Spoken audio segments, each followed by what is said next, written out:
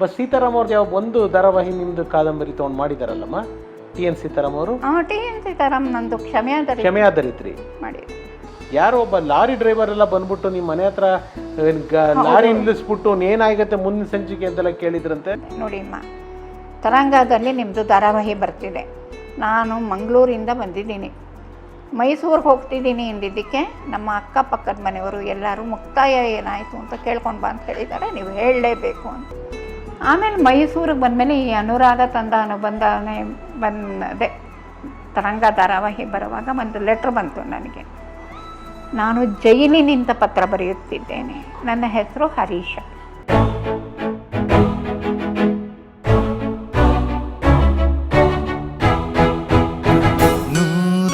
ನೂರೊಂದು ನೆನಪು.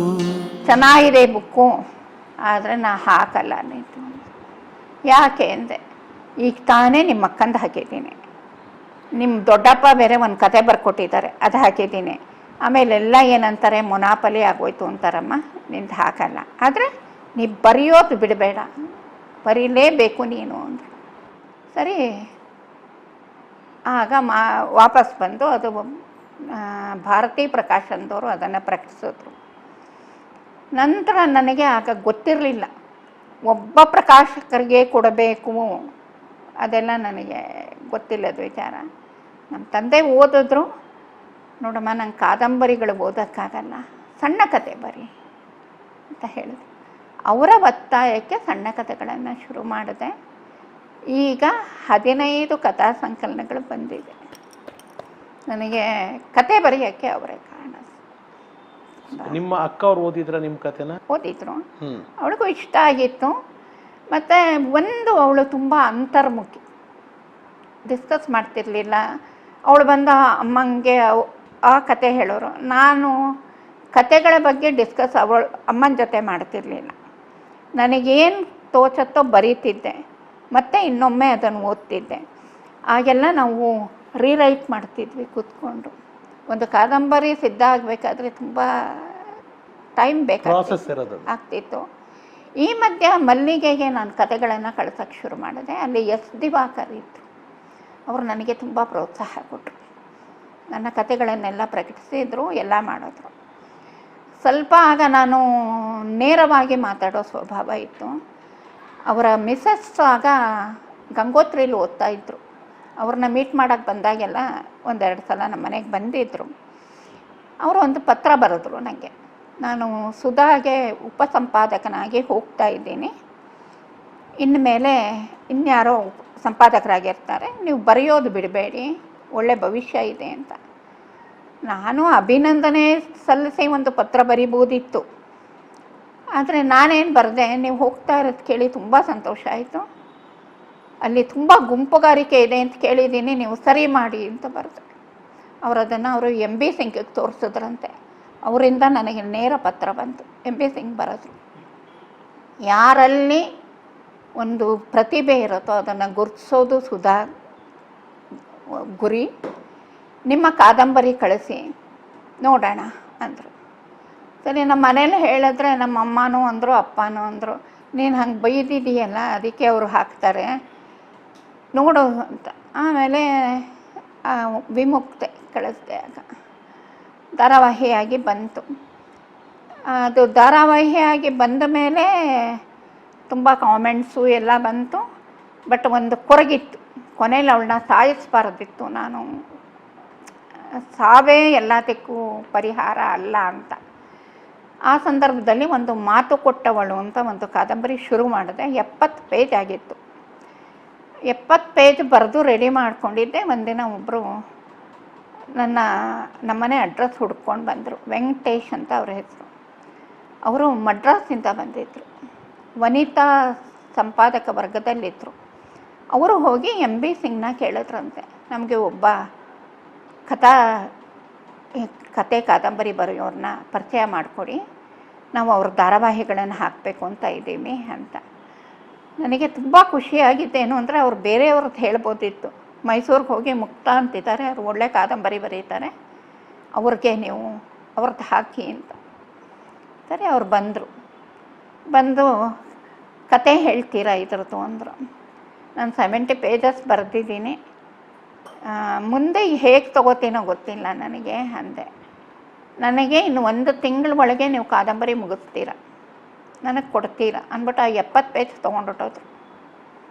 ನೀವು ಇದನ್ನು ಬರೀಬೇಕು ಅಂತ. ಮೊದಲನೇ ಕಾದಂಬರಿ ನಂದಲ್ಲಿ ಮಾತು ಕೊಟ್ಟವಳು ಪ್ರಕಟ ಆಯಿತು. ಸುಮಾರು 8 ಕಾದಂಬರಿಗಳು ಅಲ್ಲಿ ಧಾರಾವಾಹಿಯಾಗಿ ಬಂದವು. ವನಿತಾದಲ್ಲಿ 4-5 ಕಾದಂಬರಿಗಳಿಗೆ ಅಲ್ಲಿ ಬಹುಮಾನ ಸಿಕ್ತು ನನಗೆ. ಒಂದು ವಿಚಾರದಲ್ಲಿ ನಾನು ಅದೃಷ್ಟವಂತೆ, ಏಕೆಂದರೆ ಎಲ್ಲ ಸಂಪಾದಕ ವರ್ಗದವರು ನನಗೆ ತುಂಬ ಪ್ರೋತ್ಸಾಹ ಕೊಟ್ಟರು. ಬಟ್ ನನಗೆ ಒಂದು ತುಂಬ ನಿಮ್ಮ ಹೆಸರು ಮುಕ್ತ ಬಹಳ ಟ್ರೆಂಡಿ ನೇಮು. ಅವತ್ತಿನ ದಿವಸದಲ್ಲೇನೆ ಬಹುಶಃ ಒಂದು ಸುಮಾರು ವರ್ಷಗಳ ಹಿಂದೆ ಇಂಥ ಒಂದು ಅದ್ಭುತವಾದ ಹೆಸರು ಇಡಬೇಕು ಅನ್ನೋ ಪರಿಕಲ್ಪನೆ ಯಾರ್ದು, ಅಪ್ಪದ ಅಮ್ಮದ? ನಮ್ಮ ತಂದೆ ಇಟ್ಟಿದ್ದ ಹೆಸರು. ಅವರು ಗೋವಾದಲ್ಲಿ ಕೆಲಸ ಮಾಡ್ತಿದ್ರಂತೆ. ಆಗ ಅವರ ತುಂಬ ಪೆಟ್ಟ ಸ್ಟೂಡೆಂಟು, ತುಂಬ ಚೆನ್ನಾಗಿ ಓದೋಳು ಮುಕ್ತ ಅಂತಿದ್ನಂತೆ. ಆ ಹೆಸರನ್ನು ನನಗೆ ತಂದಿಟ್ರು. ಅಷ್ಟೊತ್ತಿಗೆ ನಮ್ಮ ತಾತ ನನಗೆ ಸೋಮಪ್ರಭಾ ಅಂತ ಹೆಸರಿಟ್ಬಿಟ್ಟಿದ್ರು.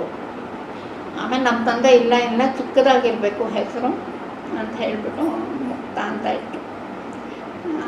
ಅದಕ್ಕೆ ಇಳಿ ಮುಕ್ತ ಬಂದರೆ, ಮುಕ್ತ ಅಂತ ಬಂದರೆ ಪಾರ್ವತಿ, ಪರ್ಲ್ ಅಂತ. ಬಟ್ TN ಸೀತಾರಾಮ್ ಧಾರಾವಾಹಿಗಳಿಗೆ ಮುಕ್ತ ಅಂತ ಇಟ್ಟಾಗ ಬಹಳ ಜನ ಅದನ್ನು ನಾನೇ ಬರೆದಿರೋದು ಹೌದು ಹೌದು ತುಂಬ ಜನ ಅಂದ್ಕೊಂಡಿದ್ರು. ಬಟ್ ಆಮೇಲೆ ಗೊತ್ತಾಯ್ತಲ್ಲ ನಿಜ. ಬಸ್ ಸೀತಾರಾಮ್ ಅವ್ರದ್ದು ಯಾವ ಒಂದು ಧಾರಾವಾಹಿ ನಿಮ್ದು ಕಾದಂಬರಿ ತೊಗೊಂಡು ಮಾಡಿದಾರಲ್ಲಮ್ಮ TN ಸೀತಾರಾಮ್ ಅವರು? TN ಸೀತಾರಾಮ್ ನಂದು ಕ್ಷಮೆಯಾದರಿತ್ರಿ ಮಾಡಿದ್ರು. ಆ್ಯಕ್ಚುಲಿ TN ಸೀತಾರಾಮ್ ಗ್ರೂಪಲ್ಲಿ ಗುರುದಾಸ್ ಶೆಣೈ ಅಂತ ಇದ್ರು. ಗುರುದಾಸ್ ಶೆಣೈ, ಹೌದು, ನಮ್ಮ ಚಿತ್ರಾ ಶೆಣೈ ಅವರ ಹಸ್ಬೆಂಡ್ ಅವರು. ಗುರುದಾಸ್ ಶೆಣೈ ನನ್ನ ತಮ್ಮಂಗೆ ಫ್ರೆಂಡ್. ಓಕೆ ಓಕೆ, ತುಂಬ ಫ್ರೆಂಡ್ ಅವರು. ಓಕೆ. ಅವರು ಒಂದ್ಸಲ ಕೇಳಿದ್ರಂತೆ, ನಿಮ್ಮ ಅಕ್ಕ ಅಂತ ಯಾವ್ದಾದ್ರು ಕಾದಂಬರಿ ಇದ್ದರೆ ಕೊಡ್ತೀಯಾ ಅಂತ. ಆಗ ಕ್ಷಮೆಯಾದರಿತ್ರಿ ಬಂದಿತ್ತು, ಆಗ್ತಾನೆ ಪ್ರಕಟ ಆಗಿತ್ತು. ಕೊಡ್ತಾಳೆ ಅಂತ ಕಾಣುತ್ತೆ, ಹೇಳ್ತೀನಿ ಅಂತಂದರು. ಬಂದರು, ಕೊಡ್ತೀರಾ? NS ಶಂಕರ್ ತೆಗೀತಾರೆ, TN ಸೀತಾರಾಮ್ ಗ್ರೂಪಲ್ಲಿ ನಾವಿದ್ದೀವಿ ಅಂತ ಹೇಳಿದ್ರು. ಸರಿ, ಕೊಟ್ಟು ಕಳಿಸ್ದೆ. ಬಟ್ ಆಗ ಚೆನ್ನಾಗಿತ್ತು ಸರ್, 13 ಎಪಿಸೋಡ್ ಬರ್ತಾಯಿತ್ತು. ಒಂದು ಎಳೆಯೋದು ಮಾಡೋದು ಅದೆಲ್ಲ ಏನೂ ಇರ್ತಾ ಇರಲಿಲ್ಲ. ಅಚ್ಚುಕಟ್ಟಾಗಿ ತೆಗೆದಿದ್ರು. ಬಹಳ ಒಳ್ಳೆಯ ಹೆಸರು ತಂದುಕೊಟ್ಟಿತ್ತು ನನಗೆ ಕ್ಷಮೆಯಾದರಿತ್ರಿ.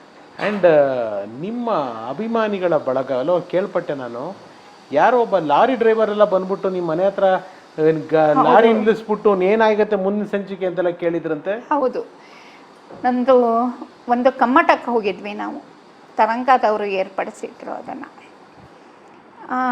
ಕಮ್ಮಟದಲ್ಲಿ ನಾವು ಒಂದು ಕತೆ ಬರಿಬೇಕು. ಆಮೇಲೆ ನಾನು ಒಂದು ಭ್ರಮೆಯ ಬದುಕಿನ ಸುತ್ತ ಅಂತ ಒಂದು ಕತೆ ಬರೆದಿದ್ದೆ. ಅದು ತರಂಗದಲ್ಲಿ ಪ್ರಕಟ ಆಯಿತು. ಆಮೇಲೆ ಸಂತೋಷ್ ಕುಮಾರ್ ಗೊಲ್ವಾಡಿ ನೀವು ಕಾದಂಬರಿ ಕೊಡ್ಲಿಕ್ಕೆ ಸಾಧ್ಯನಾ ಅಂದರು. ಆಗ ಅನುರಾಗ ತಂದ ಅನುಬಂಧ ಅಂತ ಒಂದು ಕಾದಂಬರಿ ಬರೆದೆ. ಆ ಕಾದಂಬರಿ ಬಹಳ ಪಾಪ್ಯುಲರ್ ಆಯಿತು. ಅಂದರೆ ಆ ಕಾದಂಬರಿ ಮುಕ್ತಾಯನ ನಾನು ರಾಜೇಶ್ವರಿ ಭಾರತಿ ಸುಮಾರು 2 ದಿನ ಕೂತ್ಕೊಂಡು ಚರ್ಚೆ ಮಾಡಿದ್ವಿ. ನಾನು ಆ ವ್ಯಕ್ತಿನ, ಹೀರೋನ, ಅವನು ಬದುಕೋದು ಬೇಡ ಅನಿಸ್ಬಿಟ್ಟಿತ್ತು. ಅವಳು ಏನೇ ಆಗಲಿ ನೀವು ಸಾಯಿಸ್ಕೊಡ್ತು ಅವಳನ್ನು, ಬದುಕಕ್ಕೆ ಒಂದು ಅವಕಾಶ ಕೊಡೋಣ, ಒಂದು ಹೋಪ್ಫುಲ್ ಇರುತ್ತೆ, ಮುಂದೆ ಅವನಿಗೆ ಒಳ್ಳೇದಾಯಿತು ಅನ್ನೋದಿರುತ್ತೆ ಅಂತ. ಸರಿ, ಕಾದಂಬರಿ ಬರ್ತಾಯಿತ್ತು. ಒಂದು ಫೈನ್ ಡೇ, ಒಂದು ಭಾನುವಾರ ಒಬ್ಬ ಲಾರಿ ಡ್ರೈವರ್ ಒಳಗಡೆ ಬಂದರು. ನಮ್ಮಮ್ಮನ ತಾವ್ರು ಇದ್ದಾರಾ ಅಂತ ಕೇಳಿದ್ರಂತೆ. ಒಂಥರ ಇದಾಗಿ ಅಮ್ಮಂಗೆ ಗಾಬರಿಯಾಗಿ ಹೋಗಿದೆ. ನೋಡೋಕ್ಕೆ ಒಬ್ಬ ತುಂಬ ಇದಾಗಿ ತಮಿಳ್ ಸಿನಿಮಾ ವಿಲನ್ ಥರ ಕಾಣಿಸ್ತಿದ್ದಾರೆ ಕಣೆ, ನೀವು ಒಳಗೆ ಇರೋ ಬರಬೇಡ ಅಂತ. ನಾನು ಏನು ಮಾಡ್ತಾರತ್ತೆ, ಯಾತಕ್ಕೆ ಕೇಳ್ತಾ ಇದ್ದಾರೆ ನೋಡೋಣ ಅಂತ ಬಂದು ಏನಕ್ಕೆ ನಾನೇ ಮುಕ್ತ ಹೇಳಿ ಅಂದೆ. ನೋಡಿಮ್ಮ, ತರಂಗದಲ್ಲಿ ನಿಮ್ಮದು ಧಾರಾವಾಹಿ ಬರ್ತಿದೆ, ನಾನು ಮಂಗಳೂರಿಂದ ಬಂದಿದ್ದೀನಿ, ಮೈಸೂರಿಗೆ ಹೋಗ್ತಿದ್ದೀನಿ ಎಂದಿದ್ದಕ್ಕೆ ನಮ್ಮ ಅಕ್ಕಪಕ್ಕದ ಮನೆಯವರು ಎಲ್ಲರೂ ಮುಕ್ತಾಯ ಏನಾಯಿತು ಅಂತ ಕೇಳ್ಕೊಂಡು ಬಾ ಅಂತ ಹೇಳಿದ್ದಾರೆ, ನೀವು ಹೇಳಲೇಬೇಕು ಅಂತ. 1 ಗಂಟೆ ಸುಮಾರು ಚರ್ಚೆ ಮಾಡ್ದೆ. ನಮ್ಮಮ್ಮ ಕಾಫಿ ಕೊಟ್ಟರು, ಎಲ್ಲ ಆಯಿತು. ಆಮೇಲೆ ನಾನು ಹೇಳಿದೆ, ನೋಡಿ ಈಗ ನಾನು ನಿಮಗೆ ಮುಕ್ತಾಯ ಹೇಳಿಬಿಟ್ರೆ ನಿಮ್ಮ ಮನೆಯವರು ನಿಮ್ಮ ಹೆಸರು ತಂದ್ಕೊಳ್ಳಿ, ಅವ್ರು 4 ಜನಕ್ಕೆ ಹೇಳ್ತಾರೆ, ಇನ್ನೊಂದು 4 ಜನಕ್ಕೆ. ಹಿಂಗೆ ಹೋದರೆ ಕೊನೆ ಯಾರು ಓದ್ತಾರೆ? ತರಂಗದವ್ರು ನನ್ನ ಬೈತಾರೆ ತಾನೆ, ನೀವು ಯಾಕೆ ಹೇಳಿದ್ರಿ ಅಂತ. ನಮ್ಮದೊಂದು ರೂಲ್ಸ್ ಇದಪ್ಪ, ಧಾರಾವಾಹಿ ಮುಗಿಯೋವರೆಗೂ ನಾವು ಹೇಳೋ ಹಾಗಿಲ್ಲ ಅಂದ್ಬಿಟ್ಟು ನಂದೊಂದು ಹೊಸ ಕಾದಂಬರಿ ಬಂದಿತ್ತು, ಅದು ಅವ್ರಿಗೆ ಕೊಟ್ಟು, ದಯವಿಟ್ಟು ತಪ್ಪು ತಿಳ್ಕೊಳ್ಬೇಡಿ, ನೀವು ನೆಕ್ಸ್ಟ್ ಟೈಮ್ ಬರೋವಾಗ ನಂದು ಬುಕ್ ಬಂದಿರುತ್ತೆ ಕೊಡ್ತೀನಿ ಅಂತ ಹೇಳಿದೆ. ಸಮಾಧಾನವಾಗಿ ಹೋದೆ. ಒಂದು ಘಟನೆ, ಯಾಕೆಂದರೆ ಇದು ಹಂಚಿಕೊಳ್ಳೇಬೇಕು ಅಂತ ಅನ್ನಿಸ್ತಾ ಇದೆ ನನಗೆ ತುಂಬ ಪತ್ರಗಳು ಬರೋದು. ಆ ಪತ್ರಗಳು ಎಲ್ಲನೂ ಹೇಳುವಂತಲ್ಲ, ತುಂಬ ಚೆನ್ನಾಗಿತ್ತು, ಓದಿಸ್ಕೊಂಡು ಹೋಯಿತು ಅಂತ ಒಂದು. ಆಮೇಲೆ ಒಂದು ಸುಖದ ಸೋಪಾನಗಳು ಅಂತ ನಂದು ಕಾದಂಬರಿ ಧಾರಾವಾಹಿಯಾಗಿ ಬಂದಿತ್ತು ವನಿತಾದನ್ನೇ. 1-2 ಪತ್ರಗಳು ಬಂತು. ಆ 4 ಪಾತ್ರಗಳಲ್ಲಿ ನೀವು ಯಾರು ಅಂತ, ಅಂದರೆ ನಾನೇ ಒಬ್ಬಳು ಅಂತ ಅಂದ್ಕೊಂಡು ಆ ಥರ ಎಲ್ಲ ಚರ್ಚೆಗಳು ನಡೀತಾ ಇತ್ತು ಅಂತ ಅನ್ನೋದು ಕೇಳಿದ್ದೆ ನಾನು. ಒಂದು ಸಲ ನಾನು ಬೆಂಗಳೂರಿಗೆ ನಮ್ಮ ತಾಯಿ ಅತ್ತಿಗೆ ಮನೆಗೆ ಹೋಗಿದ್ದೆ. ಅಲ್ಲಿ ಒಬ್ಬರು ಬಂದು ನನಗೆ ಹೇಳಿದ್ರು, ನಾನು ನಿಮ್ಮದು ಕಳೆದು ಹೋದವರು ಧಾರಾವಾಹಿ ಮಾಡಬೇಕು ಅಂತ ಅಂದ್ಬಿಟ್ಟು ಎಲ್ಲ ಸ್ಕ್ರಿಪ್ಟೆಲ್ಲ ರೆಡಿ ಮಾಡ್ತಿದ್ದೆ. ನನ್ನ ಫ್ರೆಂಡ್ ಒಬ್ಬ ಬಂದು ಹೇಳ್ದ, ನೀನು ಈ ಕತೆ ಧಾರಾವಾಹಿ ತೆಗೆದ್ರೆ ನಾನು ಸೂಸೈಡ್ ಮಾಡ್ಕೋತೀನಿ ಅಂತ ಹೇಳ್ದ. ಯಾಕೆ ಅಂದೆ ನಾನು. ಅಂಥದ್ದೇನಿದೆ ಅದರಲ್ಲಿ?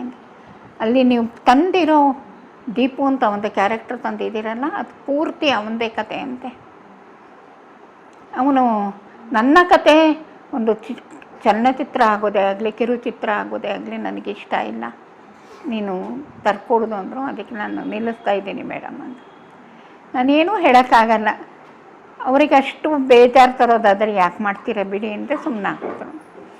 ಆಮೇಲೆ ಮೈಸೂರಿಗೆ ಬಂದಮೇಲೆ ಈ ಅನುರಾಗ ತಂದ ಅನುಬಂಧನೆ ಅದೇ ತರಂಗ ಧಾರಾವಾಹಿ ಬರುವಾಗ ಒಂದು ಲೆಟ್ರ್ ಬಂತು ನನಗೆ. ನಾನು ಜೈಲಿನಿಂದ ಪತ್ರ ಬರೆಯುತ್ತಿದ್ದೇನೆ, ನನ್ನ ಹೆಸರು ಹರೀಶ, ನೀವು ಬಹಳ ಕಾದಂಬರಿಗಳಲ್ಲಿ ನನ್ನ ಹೆಸರನ್ನು ಬಳಸ್ತಾ ಇದ್ದೀರಾ. ನನಗೆ ಆ ಹೆಸರು ಇಷ್ಟ ಇತ್ತಾ ಏನೋ ಬರ್ತಿದ್ದೆ, ಒಂದರಲ್ಲಿ ಒಳ್ಳೆಯವನಾಗಿರ್ತಿದ್ದ, ಒಂದರಲ್ಲಿ ಕೆಟ್ಟವನಾಗಿರ್ತಿದ್ದ. ನಾನು ನಿಮ್ಮ ಮೇಲೆ ಯಾಕೆ ಮೊಕದ್ದಮೆ ಹೂಡಬಾರದು ಅಂತ. ನಾನು ಅಮ್ಮ ಇದೇನಿದು ಅಂದೆ. ನೀನು ಪತ್ರಗಳಿಗೆಲ್ಲ ಉತ್ತರ ಕೊಡೋಕ್ಕಾಗಲ್ಲಮ್ಮ, ಹೋಗಲಿ ಬಿಡು, ಇನ್ನು ಮುಂದೆ ಹರೀಶ ಅಂತ ಹೆಸರು ಇಡಬೇಡ ಅಂತಂದರು. ಸುಮ್ಮನಾದೆ ನಾನು. ಮತ್ತು ಇನ್ನೊಂದು ಭ್ರಮೆಯ ಬದುಕಿನ ಸುತ್ತ ಅಂತ ಒಂದು ಕತೆ ಬರ್ತಿದ್ದೆ, ತರಂಗದಲ್ಲೇ ಬಂದಿತ್ತದು. ಅದಾದ ಮೇಲೆ ನನಗೊಂದು ಪತ್ರ ಬಂದಿತ್ತು, ನಿಮ್ಮ ನಾಯಕಿ ಈಗ ಎಲ್ಲಿದ್ದಾರೆ ಅಂತ. ಆಮೇಲೆ ಅವರೇ ಬರೆದಿದ್ರು, ನೀವು ಹೇಳಿದ ಕತೆ ನನ್ನ ಜೀವನದಲ್ಲಿ ನಡೆದಿದೆ, ನೀವು ನಿಜವಾಗಿ ಆ ನಾಯಕಿಯನ್ನು ಭೇಟಿ ಮಾಡಿ ಕತೆ ಬರೆದ್ರ ಅಥವಾ ಸುಮ್ಮನೆ ನಿಮ್ಮ ಕಲ್ಪನೆಯಲ್ಲಿ ಬರೆದಿದ್ರೆ hats off to your imagination ಅಂತ ಬರೆದು. ಒಳ್ಳೆಯ ಕಥೆಗಳು ನನಗೆ ಸರ್ಕ್ಯುಲೇಟಿಂಗ್ ಲೈಬ್ರರಿ ಇದ್ದಾಗ ಬಹಳ ಒಳ್ಳೆಯ ಪ್ರತಿಕ್ರಿಯೆಗಳು ಬರ್ತಾಯಿತ್ತು. ಆ ಖುಷಿ ಈಗ ಇಲ್ಲ ಒಂದು.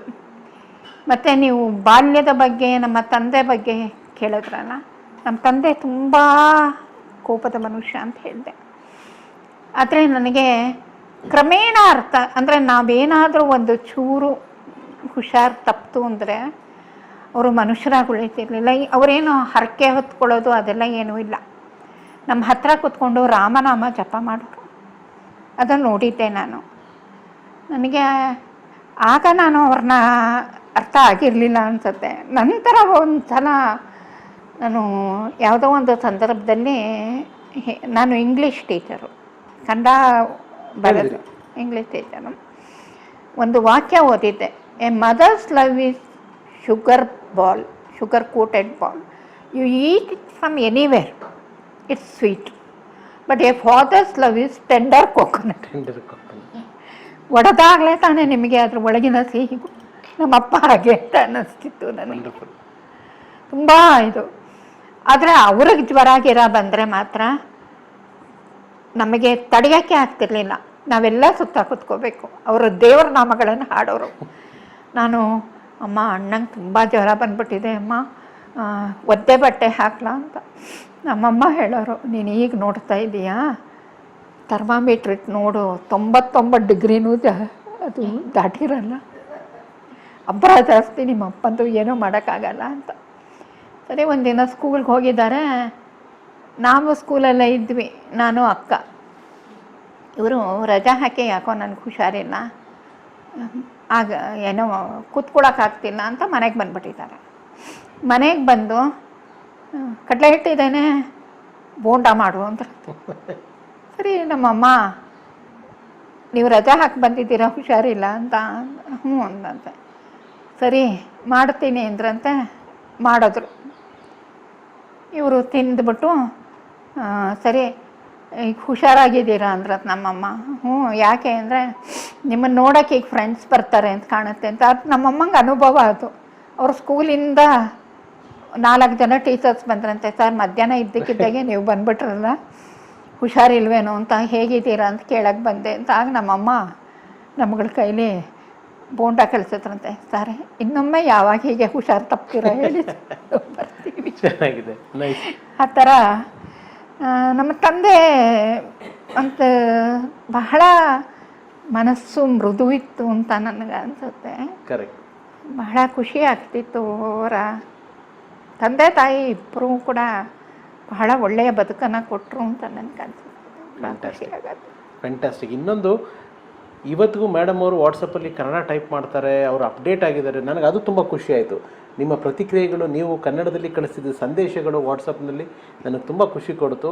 ಎಷ್ಟೋ ಜನ ಹೆಣ್ಮಕ್ಳಿಗೆ, ಪರ್ಟಿಕ್ಯುಲರ್ಲಿ ಈ ಏಜಲ್ಲಿರೋ ಹೆಣ್ಮಕ್ಳಿಗೆ ಇದು ಸ್ಫೂರ್ತಿ ನಿಜವಾಗಿ. ಇಲ್ಲ, ನಿಜ ಹೇಳಬೇಕಂದ್ರೆ ನಾನು ಕಂಪ್ಯೂಟ್ರ್ ಬಳಸ್ತಾ ಇದ್ದೆ. ನಮ್ಮ ಕಂಪ್ಯೂಟ್ರ್ ಟೀಚರ್ ಅಂತ ಹೇಳದ್ನಲ್ಲ, ಅವರೇನೆ ನಮಗೆ ಬಂದು ಕಲಿಸಿದ್ರು. ಆದರೆ ಈಗೇನಾಗಿದೆ, ಆಗ ಒಂದು ಟೈಮ್ ಟೇಬಲ್ ಫಾಲೋ ಮಾಡ್ಕೊಳ್ತಾ ಇದ್ದೆ. ಯಾರು 11 ಗಂಟೆ ಆದಮೇಲೆ ಫ್ರೀ ಆಗಿಬಿಡ್ತಿದ್ದೆ. ಬಟ್ ಅಕ್ಕ ಕಾಯಿಲೆ ಬಿದ್ದಾಗಿಂದ ನನಗೆ ಮನೇಲಿ ಬರೋರು, ನೋಡೋರು, ಹೋಗೋರು ಎಲ್ಲ ಜಾಸ್ತಿ. ಬಟ್ ಈಗ ಅವರಿಗೆ ಕೊಟ್ಬಿಡ್ತೀನಿ, ನೀವೇ ಟೈಪ್ ಮಾಡಿ ತಂದು ಕೊಡಿ ಅಂತಾರೆ. ಬಹಳ ತೊಂದರೆ ಕೊಡ್ತೀನಿ ಅವನು. ಒಂದ್ಸಲ ಅವರಿಗೆ ಇವತ್ತೇ ಆಗಬೇಕು, ಈಗಲೇ ಆಗಬೇಕು, ನೀವು ಈಗಲೇ ಬರಬೇಕು ಅಂತ ಮಾಡಿಕೊಡ್ತಾರೆ ಅವರು. ಅದರಿಂದ ತುಂಬ ಖುಷಿ ಕೊಡುತ್ತೆ. ಬಾಲ್ಯನೇ ಚೆನ್ನ, best part of the life ಅಂತ ಅನ್ಸುತ್ತೆ. ಸ್ಕೂಲಿಗೆ ಬಂದಮೇಲೆ ನಾನು ಬೇರೆ ಕತೆ ಕಾದಂಬರಿ ಮುಕ್ತ ಟೀಚರಲ್ಲಿ, ಮುಕ್ತ ಟೀಚರೇ ನಾನು ತುಂಬ ಇಷ್ಟಪಡ್ತಿದ್ದ ಜಾಬ್ ಅದು. ನನಗೆ ಒಂಥರ ಆ ಮಕ್ಕಳು, ಆ ಟೀಚರ್ಸು, ಒಳ್ಳೆಯದು ಕಲಿಯೋದು ಇತ್ತು, ಕೆಟ್ಟದ್ದು ಇತ್ತು. ತುಂಬ ಬೇಜಾರು ಅಂದರೆ ಆ ಮಕ್ಕಳುಗಳನ್ನ ನೋಡಿದಾಗ ತುಂಬ ಬೇಜಾರು. ಯಾಕಮ್ಮ?